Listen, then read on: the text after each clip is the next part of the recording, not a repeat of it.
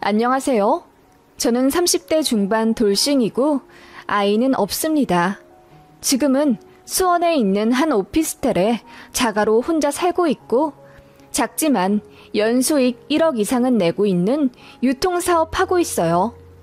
밖에선 제가 이혼했다는 사실을 먼저 이야기하지 않는데 친해진 사람들에게 오픈하게 되어 이혼 사유를 얘기하면 한결같이 다들 이혼 잘했다고 합니다.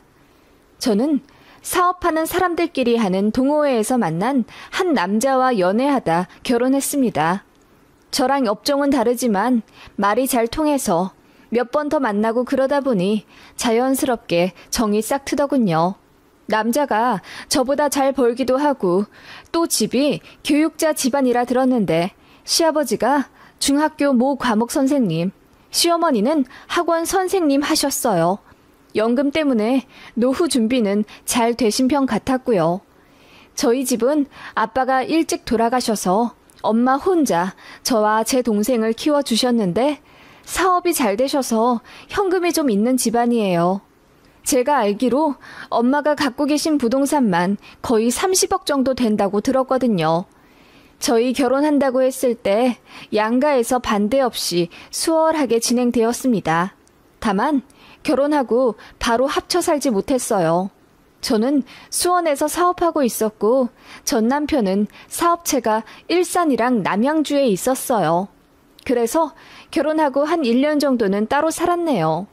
그래도 그때가 제일 행복했던 것 같아요. 평일에 떨어져서 살아서 그런지 더 애틋했거든요. 그러다가 남편이 남양주 사업을 정리하면서 신혼집을 합치게 되었어요. 참고로 결혼은 반반 정도 돈 내서씩 진행했고요. 결혼하기 전에 이미 서로 모아둔 돈을 다 오픈했는데 저는 가진 현금이 2억 5천 정도 있었고 남편은 4억 있다고 했습니다. 그런데 막상 집 합치려고 보니까 남편 수중에 돈이 1억도 안 되더라고요. 떨어져 사는 동안 더 벌면 벌었을 텐데 3억 넘게 증발되니 황당하잖아요. 그래서 따졌더니 남편이 그러더군요. 미안. 사실 내 동생이 애를 하나 더 낳았잖아. 그래서 이사를 가야 했는데 매제가 돈 사고를 쳤다더라고. 내 동생은 애셋 임신하고 나 키우면서 경력 단절된 지 오래고 돈이 부족하다고 하길래 내가 좀 보태줬어. 그걸 왜 나한테 말 안 했어? 우리 1년 뒤에 합치기로 했었잖아. 우리 집은? 아니, 어떻게 남편이 부인한테 아무 말 안 하고 홀랑 자기 가족한테 써버릴 수 있어? 제가 울면서 따지자 남편이 자기도 억울한 듯. 그런 말이 어딨어. 내 가족이면 여보 가족이기도 한 건데 당장 이사는 가야 하는데 돈은 없고 사정이 많이 딱하더라고. 매제 돈 잘 버는 거 자기도 알잖아. 여보도 사업하는 사람이니까 알겠지만 투자해야 할 부분이 갑자기 생기기도 하고 그래서 부족했대. 바로 갚기로 했어. 말 못한 건 미안해. 라며 해명하더군요.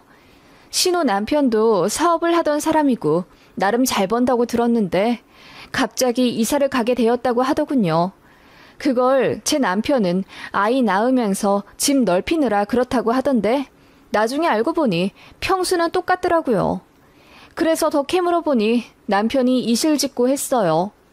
신호 남편 하던 사업이 망해서 추징이 들어왔고 살던 아파트 내놓아야 해서 어쩔 수 없이 이사를 가야 했다고 하더군요.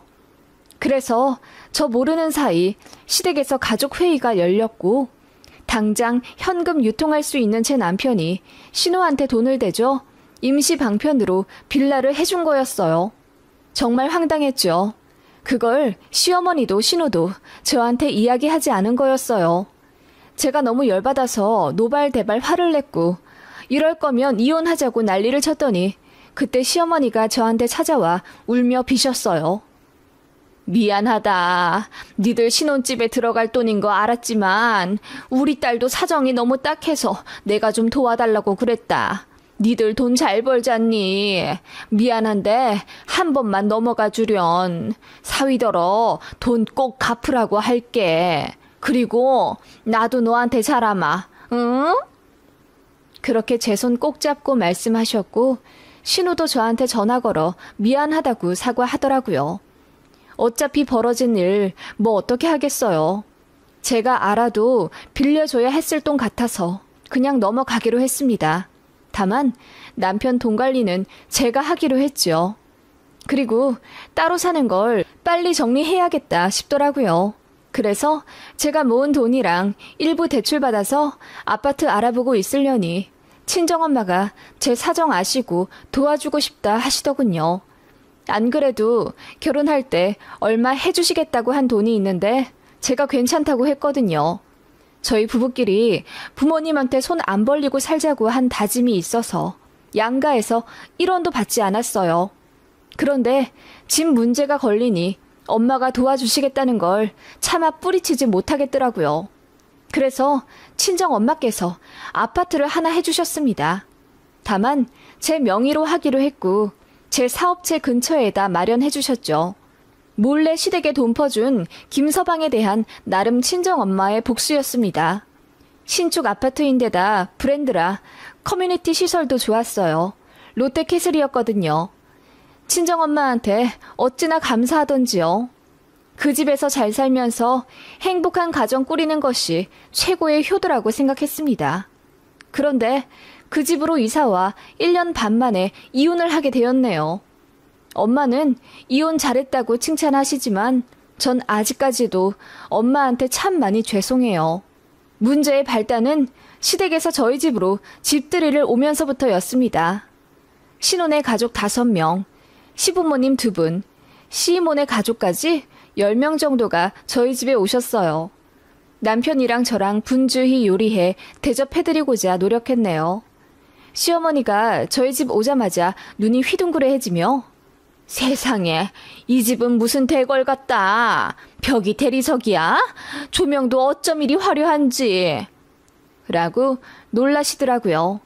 시아버지께서도 집 내부도 내부지만 주차장 같은 시설이 너무 좋더라며 이렇게 멋진 집 해주신 사부인께 참 감사드리고 면목 없다고 하시더군요. 그 말에 시어머니가 저 모르게 아버님 팔뚝을 살짝 꼬집으시더라고요. 안 보려고 했는데 보였어요. 그러면서 어머님이 아버님께 속삭이듯 말하는데 대강 미안하다는 말 그만하라는 뉘앙스였어요. 제 남편이 저 몰래 신우한테 돈 3억 넘게 해줬다가 난리 난 것에 대해 시댁에서는 처음에만 미안해했지 나중에는 아예 언급조차 없긴 하셨거든요. 그런데 어머님이 그렇게 나오니 좀 황당하더라고요. 미안하다고 이야기해주신 아버님한테 저는 오히려 감사했거든요. 아무튼 그렇게 집들이하고 나름 화기애애한 분위기로 식사를 하고 있는데 신우가 그러더라고요. 아, 나는 언제 이렇게 좋은 집에서 사나? 여보, 사업 잘 되어가고 있는 거 맞지? 우리 오빠랑 새언니가 사업하는 사람이니까 어려운 거 있으면 자문 좀 구해서 잘 해결해보고. 라고 하길래 제가 무슨 일 있냐고 물었더니 신우가 그러더군요. 아니, 요새 잘 안 되는 것 같은데 저한테는 이야기를 안 하더라고요. 그 말에 남편이 걱정이 되는지 신우 남편에게 이것저것 물어보더라고요. 매출이며 사업 자금 유통 같은 거요. 그런데 생각보다 안 좋은 상황 같더라고요. 저도 사업하는 사람이라 얼핏 이야기만 들어도 신우 남편이 많이 힘든 상황 같았어요. 예전에 법 무시하고 진행했던 사업이 있었는데 그게 요즘 탈이 나서 문제가 되고 있는 듯 했어요. 저번에 신혼에 아파트 날린 것도 그거 수습하느라 그랬던 거였고요. 남편이 한숨 크게 쉬더군요. 시부모님도 좋은 마음으로 저희 집 집들이 왔다가 신혼의 사정 듣고 마음이 안 좋아지셨는지 표정이 침울해지셨고요. 그렇게 식사 대접해드리고 집으로 다 가신 이후에 남편이 여동생 걱정이 많이 되었는지 담배도 피우고 많이 착잡해 하더군요. 남편이 몰랐는데 가족에 대한 애착이 엄청 나더군요. 그리고 그렇게까지 효자인 줄은 몰랐는데 부모님 생각도 많이 하고 사는 아들 같았어요. 저 만날 때는 부모님한테 전화와도 그냥 수신거부 쿨하게 하고 집에도 잘 안 가길래 무심한 줄 알았거든요. 남편은 그 이후로 신우한테 금전적으로 도움을 주고 싶었는지 저한테 조카들 용돈 주자는 핑계로 적게는 10만 원, 많게는 100에서 200만 원씩도 타 가고 그랬어요. 아마 신우 남편이 생활비도 잘 못 주고 그러니 오빠들 입장에서 안타깝긴 하겠죠. 그런데 솔직히 남편 사업도 잘 되어가는 상황이 아니었어요. 의정부 사업체 정리하고 일상건만 운영하다가 뭐가 좀 잘 안 되었는지 그것도 정리를 하려고 했거든요. 그래서 저 있는 수원에서 다른 사업 알아보고 있는 상황이라 제가 번 돈으로 거의 생활비 쓰고 있었어요. 그리고 저도 매월 규칙적인 수입이 들어오는 게 아니라 한 건당 마진을 남는 그런 일이라 상황이 여의치 않으면 2개월 동안 수입이 0원일 때도 있었어요. 물론 분기당 2천에서 3천 정도 마진을 내긴 했지만요. 아무튼 그런 상황이라 제가 신호 쪽에 돈을 주는 입장이 되는 거예요.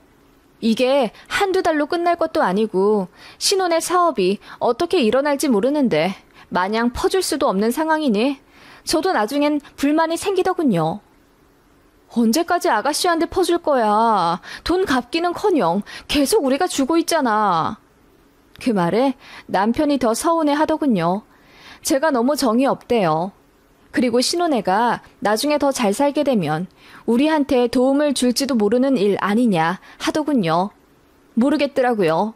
신혼 남편이 그렇게 영리하게 사업을 꾸려가는 것도 아니었고요. 더 황당한 건 아기 갖는 문제였어요. 저는 빨리 이세를 갖고 싶었습니다. 일단 결혼도 딱 30에 한 상황이었고 제 주변은 이미 유치원생 자식이 있는 친구도 있었어요. 다들 결혼하자마자 아이 낳고 키워가고 있었고 저도 저희 엄마처럼 자식한테 무엇이든 다 해주는 그런 엄마가 되고 싶은 소망이 있어서 임신을 빨리 하고 싶었습니다. 그런데 남편이 딩크하자 하더군요. 결혼 전에는 둘 낳자, 셋 낳자 하던 인간이 말이에요.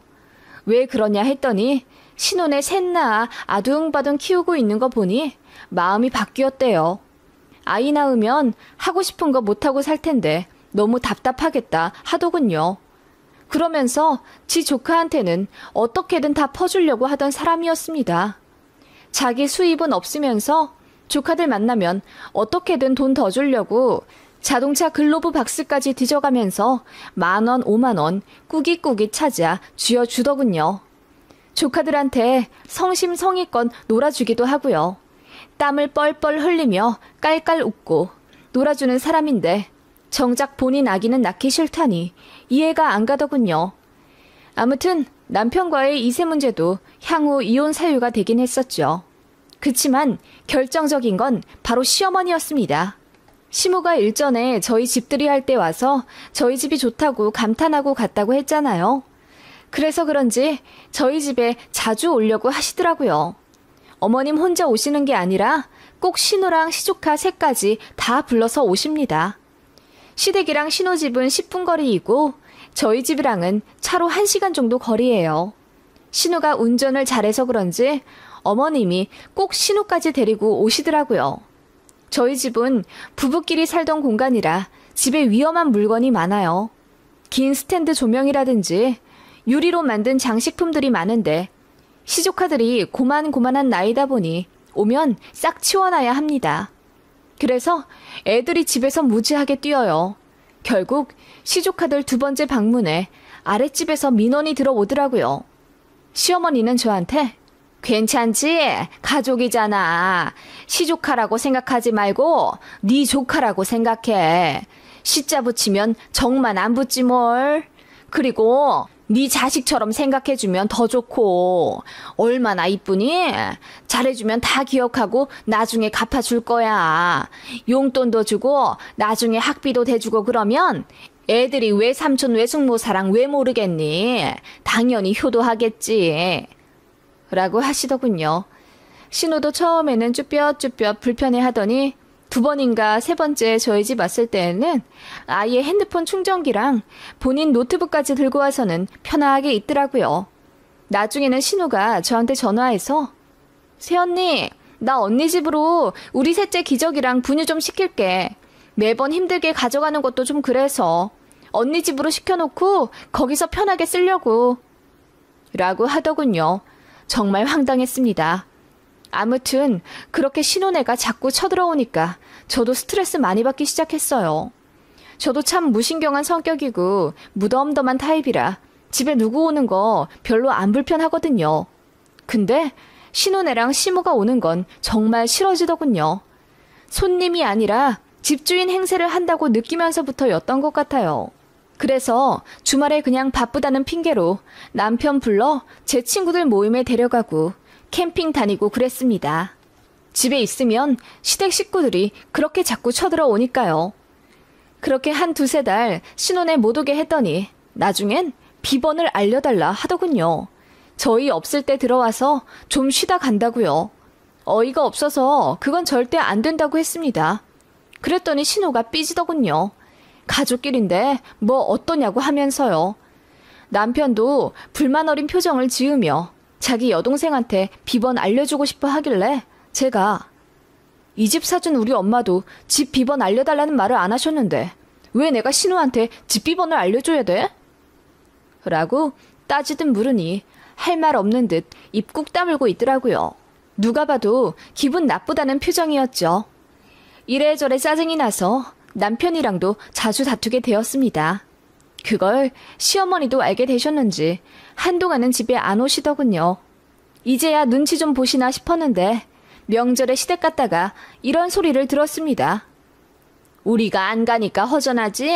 초대 좀 해. 넓은 집 횡하니 둘만 쓰기 아깝지 않아? 네? 아니요. 저희도 주말에 바쁜데요, 뭘. 주말에 바빠? 그럼 집 비워두고 둘이 나가는 거야? 그럴 거면 비밀번호를 좀 알려주지. 네 신우 주말마다 애들 데리고 키즈카페 다니느라 바빠.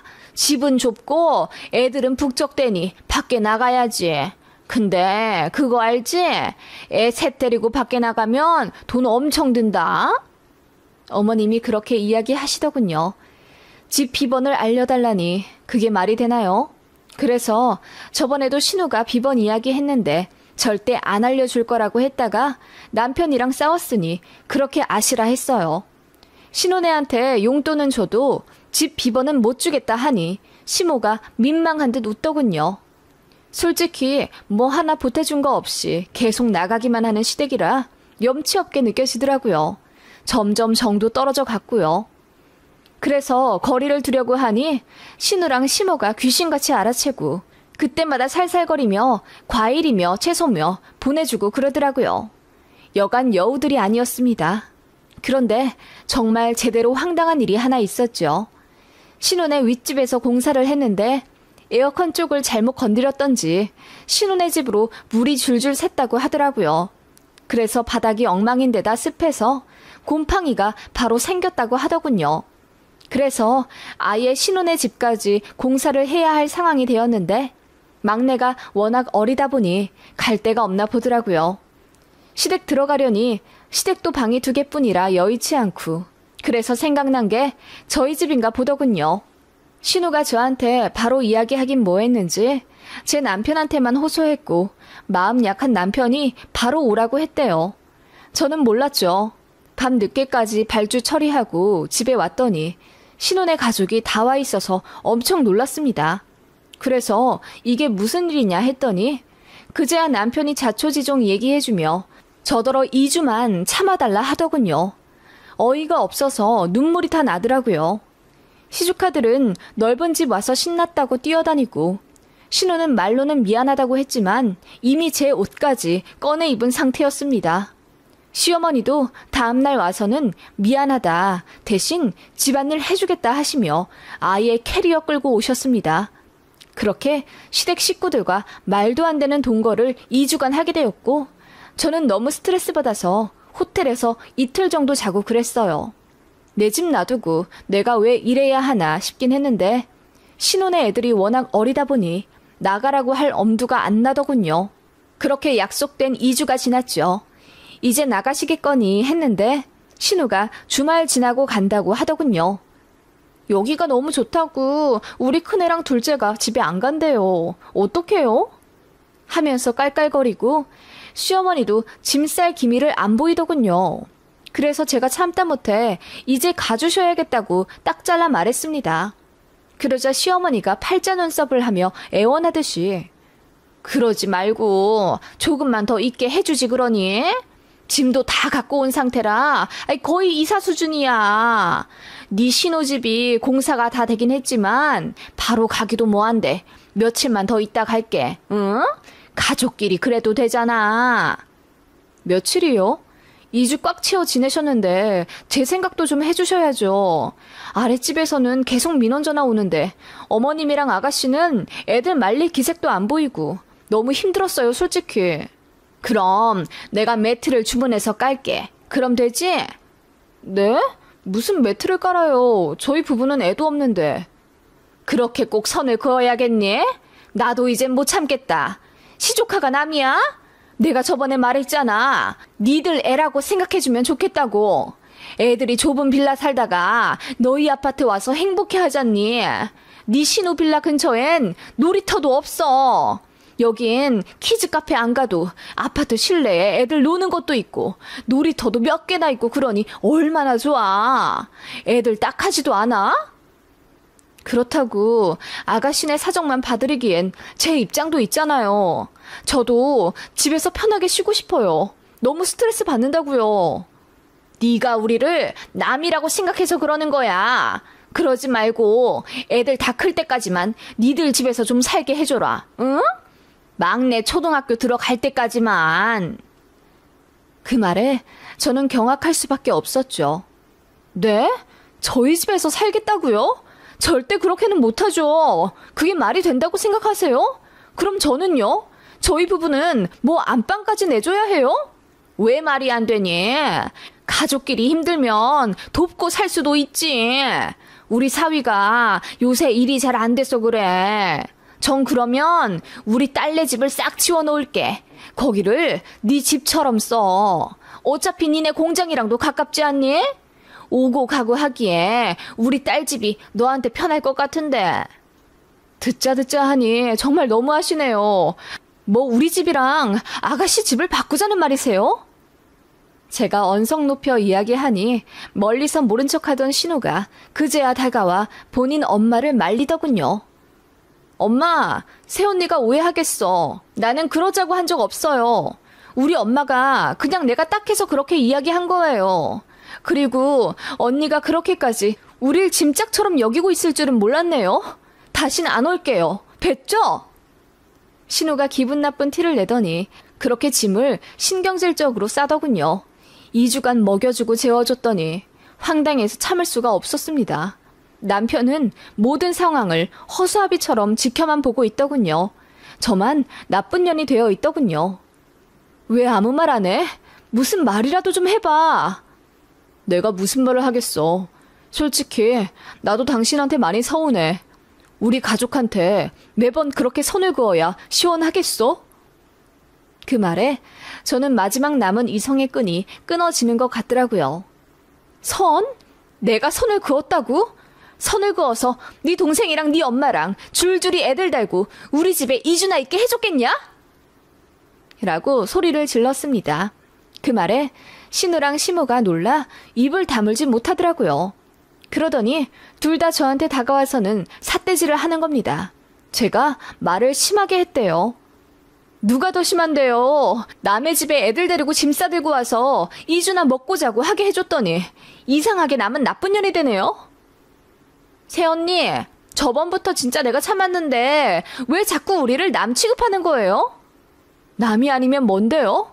이 집 우리 엄마가 사줬는데 아가씨 우리 엄마 이름이나 알아요? 그 말에 신우가 아무 말 못하더군요. 시모도 심상치 않음을 이제야 느꼈는지 저를 달래려 하는데 뿌리쳤어요. 그냥 이혼할게요.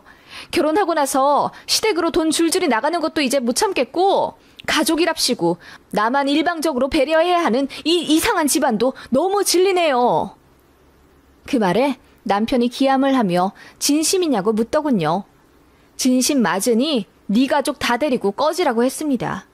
그랬더니 남편도 자존심이 상했는지 알겠다 하면서 시댁 가족들 데리고 나가더군요. 그제야 집안이 조용해지고 살 것 같더군요. 조용히 눈물이 흘렀습니다.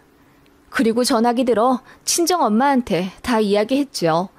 이러이러한 상황이 있었는데 그냥 이혼하고 싶다고 했더니 엄마가 한참 말이 없다가 제 뜻 언제나 응원할 테니 엄마한테 기대라 하시더군요.